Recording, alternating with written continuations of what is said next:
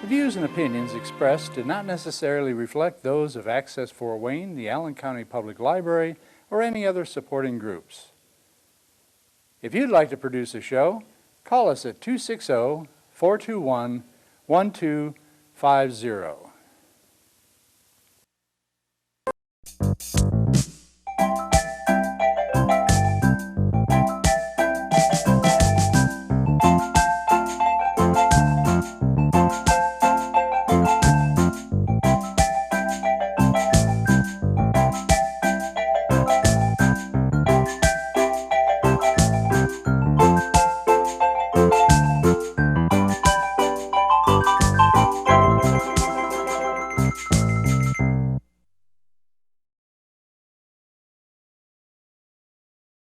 Cherry Street Magic here.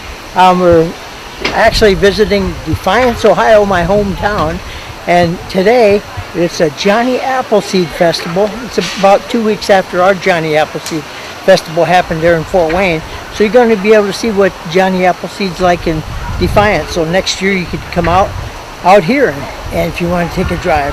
And who do I have with me here? I'm Trish Spicer. I'm the treasurer for Defiance County Historical Society, and we operate Auglaize Village. Very good. And can you tell us what's going on here today? There's a lot going on here today. So when you come out here, we've got vendors. We've got the railroad train operating that circles the village. You can take rides on the train. We've got food vendors. We have hit and miss engines. We've got sorghum demonstration, and you can take home some sorghum molasses afterwards. We've got cider being pressed. We have apple butter.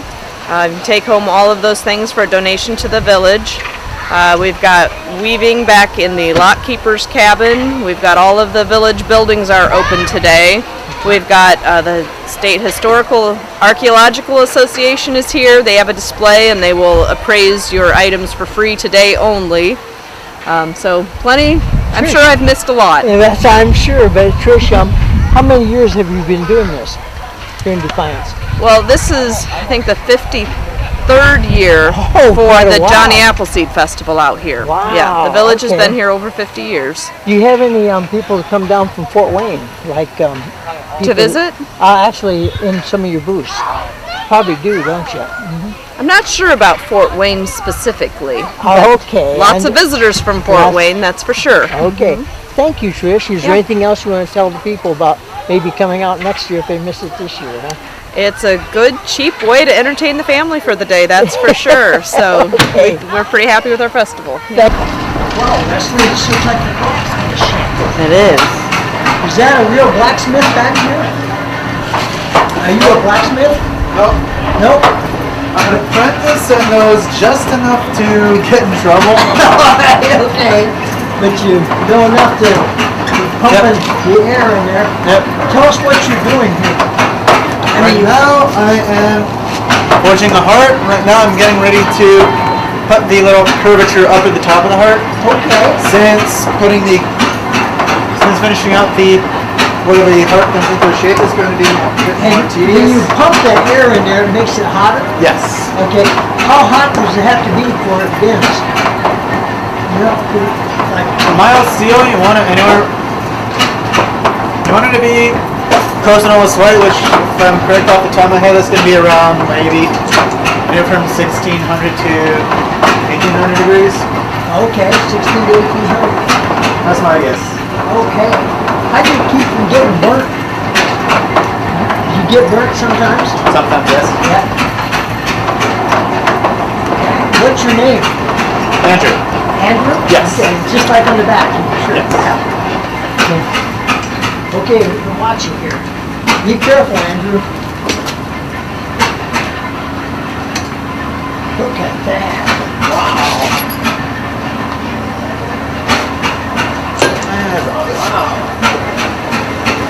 Definitely not easy being a blacksmith. Structure looks like that.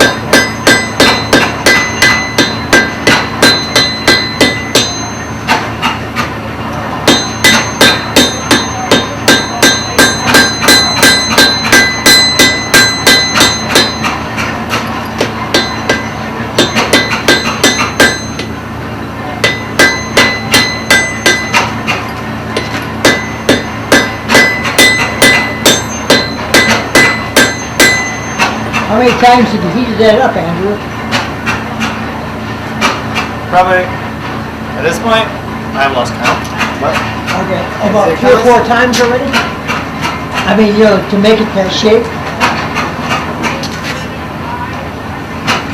This is my first time trying to Oh. make it. This is my first time trying to make it hard. It'll probably be Okay. a lot more times. Yeah.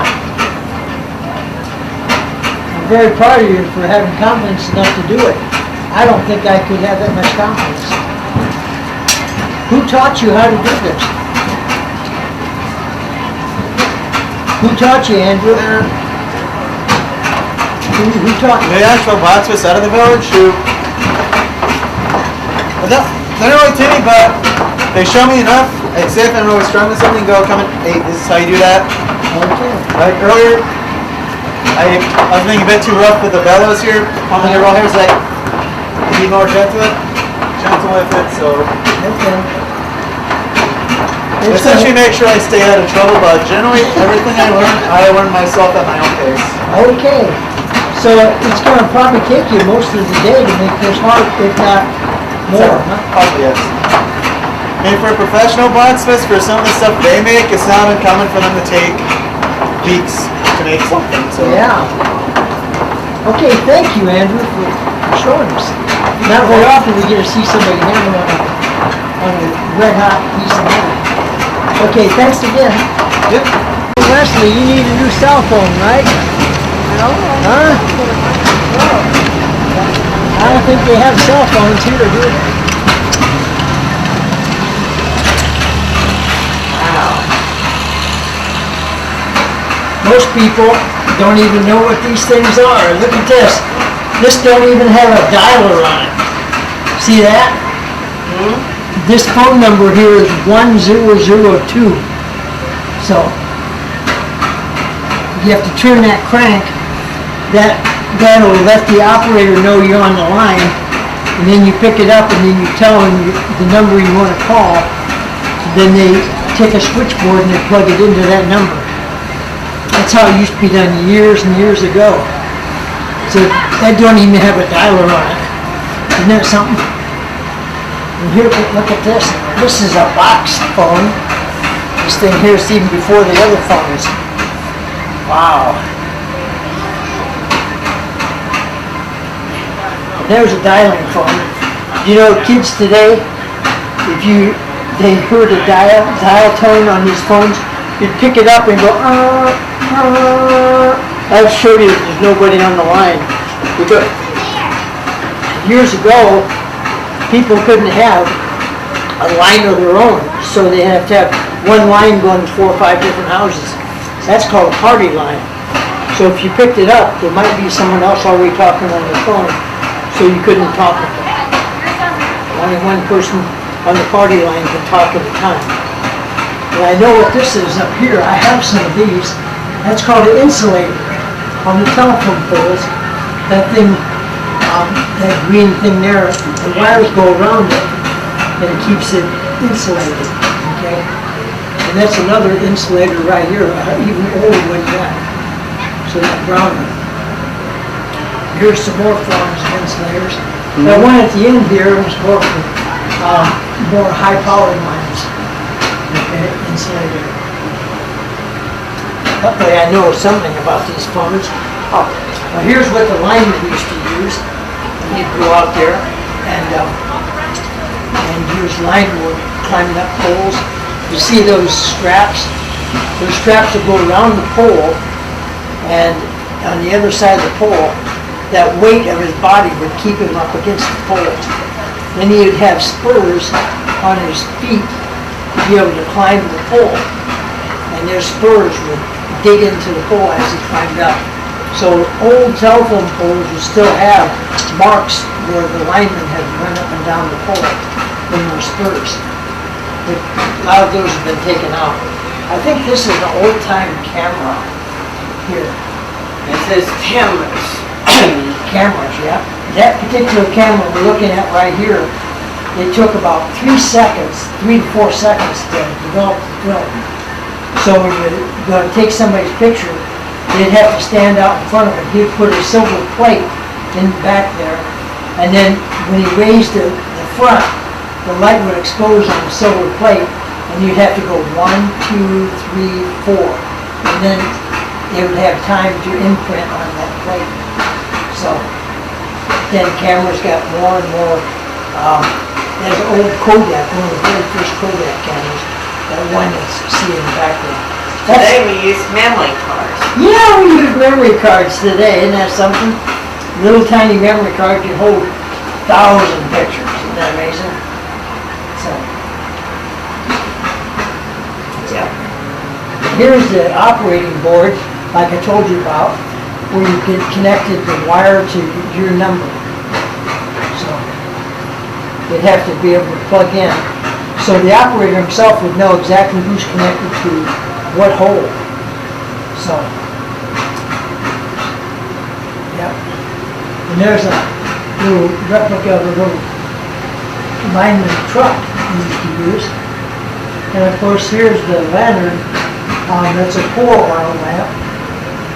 So, and there's a little ringing telephone there. In order to talk, you had to crank that thing on the side, which alerted the operator that you wanted to make a call. That's one of the very, very first phones that were made, that one you're looking at. So, Planes now? yeah. Wesley, it says, train rides today, this way.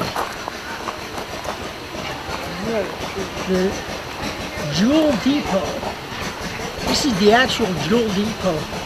Jewel is a little town right outside Defiance. 1845.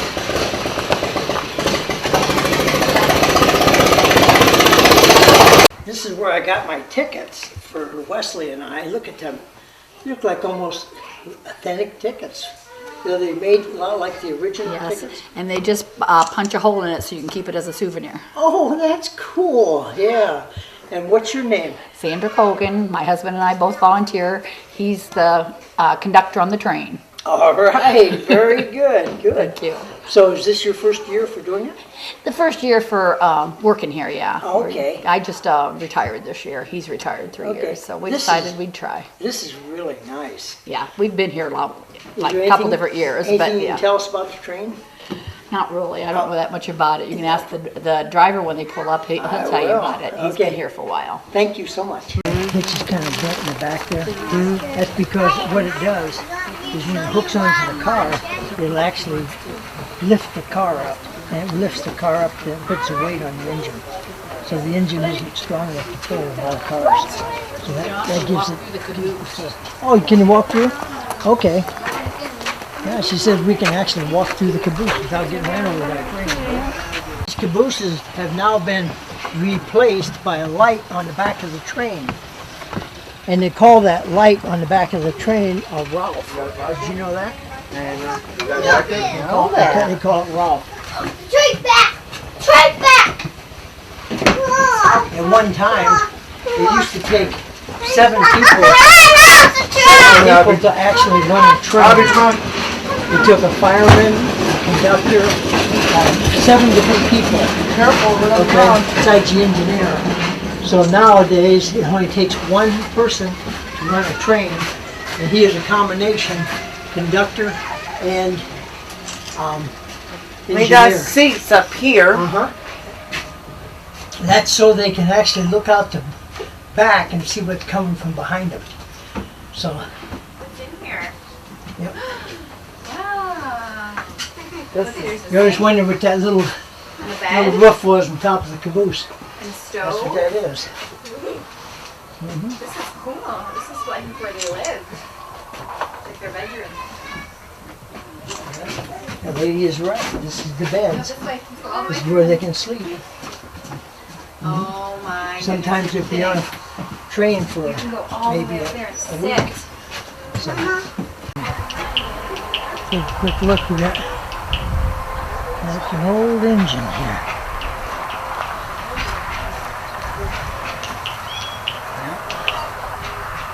And then over here is the tracks where they see the different wood out there, timbers. So after a while, these timbers get rotten, and so they have to replace the timbers. Now the track itself never wears out, but the timbers sometimes get rotten, so we have to replace the timbers. So here in America, our railroads have not been kept up like they do in Europe. So in Europe, they can actually take a train and run it on the track at 200 mile an hour. And you have to have really straight track to do that, and you can't have any wavering in the track. So Well, we got a line foreman, so. okay, let's go back up on the.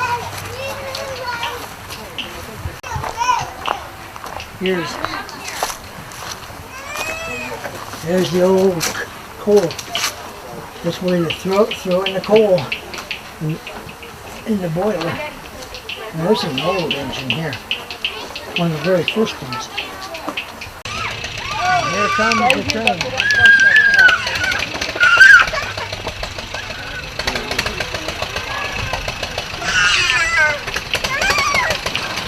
It's got a pumpkin on the front. See that? It's going to stand back there.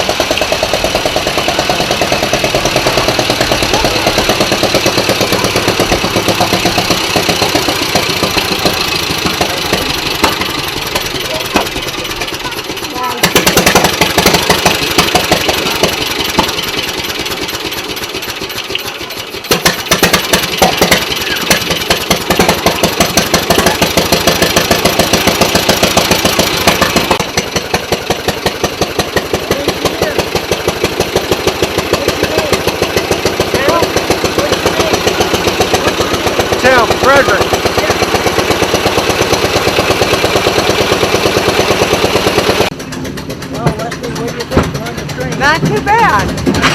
He has started, but.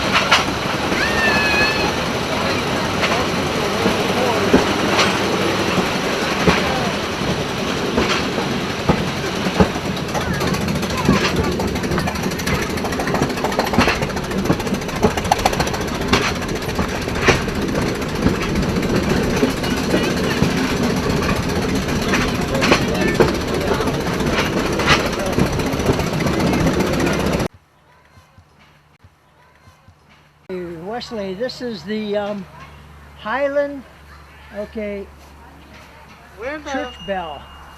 Just kind of push it. fire? Fire. Just push the bell on the other side. Here, let me get it. You, just keep rocking it. I can't get it. Keep rocking it. I don't want to mess my back up. Okay, here, let me do it. Yeah, let you do it. Okay. Got it?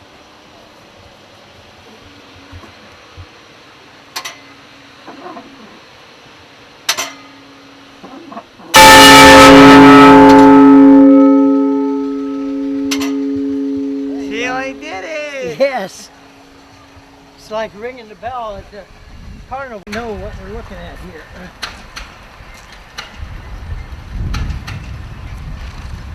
This is actually what they did back then is they didn't want to keep pumping them.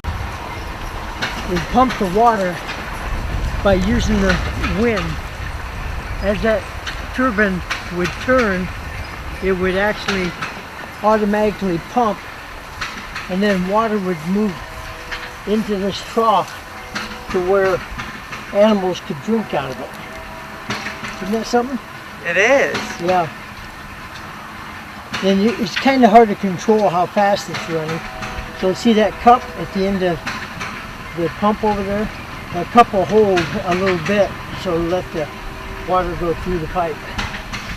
So they actually have an anchor to hold down the windmill so it won't be turning. See how the anchor's hanging?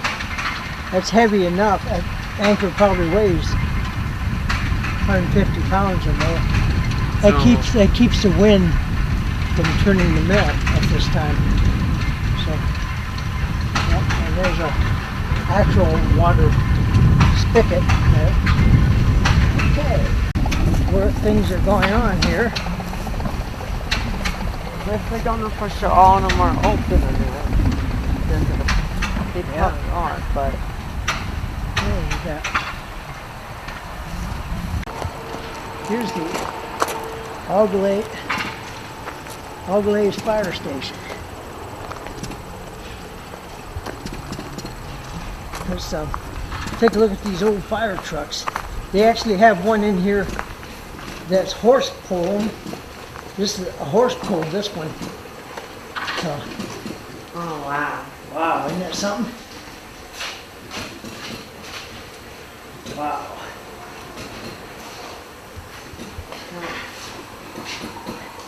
Sherwood Fire Department. This actually was an actual Sherwood fire tanker that carried the water. Yep, and then they built up steam so it would actually pump the water out. And even had the fire buckets to throw the water. Where does the people 1909. go on it? What? Where did the people sit? Oh, up here. Oh. They sit up here.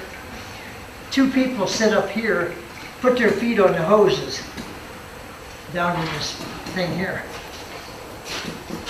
See this wheel here? This is what rings out the hoses. Oh, that's It neat. gets all the water out of the hoses. And here's another fire foot. Mm-hmm. The own one. Yeah.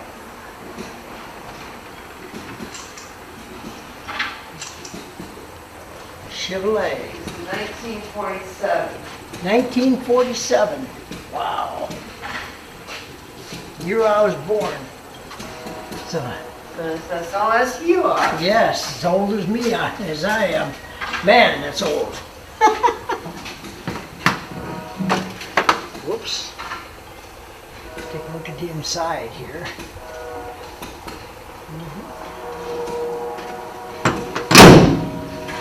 With all the knobs. Okay, there's the hot nozzle. Alright, steam engine. That's an old one.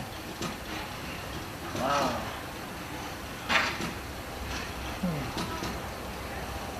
Amazing. You have trailer here. This is trailers folding. Okay, this is another pumper, I think. So, see the steam back there? It builds up a lot of steam, which would pump water there. So then you have a steam engine over here. Wow. You can actually steps here.